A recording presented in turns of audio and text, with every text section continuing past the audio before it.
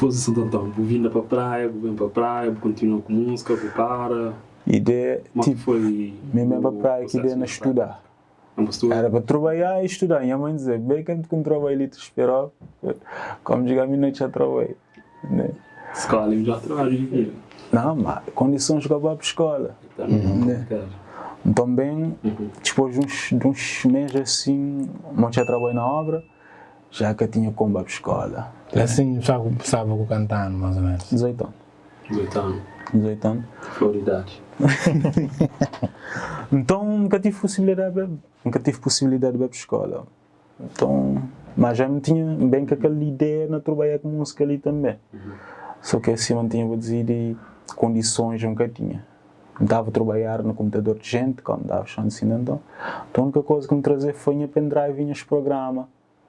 Nem a pendrive, se no caso não tivesse algum computador para me instalar assim os programas, né? Então, uma hora que eu começo a conhecer alguém, a conhecer pessoas que estão naquele mundo ali, na praia, como é que foi? Incrível pareça, acho que é sorte. Digamos, entre aspas, caí lá na zona de Seara. Né?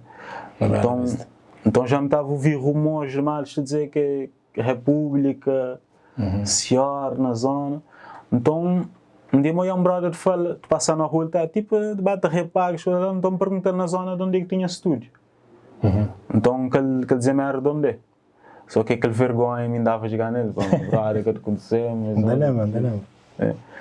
Então, aquele vergonha me jogar na brother, tipo, me dava até porta de ser casa, que te dá aquele coragem para bater na porta. Claro! Né? Tipo, que ele era um mundo que eu nunca estava a esperar assim. Mas depois o Tiga fala com ele? Sim. Foi na rua, mas tipo, às vezes nem que é bom julgar a pessoa, mas às vezes tipo, a pessoa está a olhar e não sabe quem que é bom, então é que dá a mínima. Mas depois daquele ano eu ia ficar brother. Né? Não lembro uns tempos que lançava aquele som e motivação. Acho que eu queria fazer um remix. Era motivação, não. Sim, aquele som. Ele quer fazer beat. É aquele. Mico curso, depois tem aquela versão que eu penso. Sim. Não lembro que esse tempo aqui já começava a... Foi lá que assim já começava a... Já começava. Sim, já começava a ponta. Mas... Ué, que mas pronto.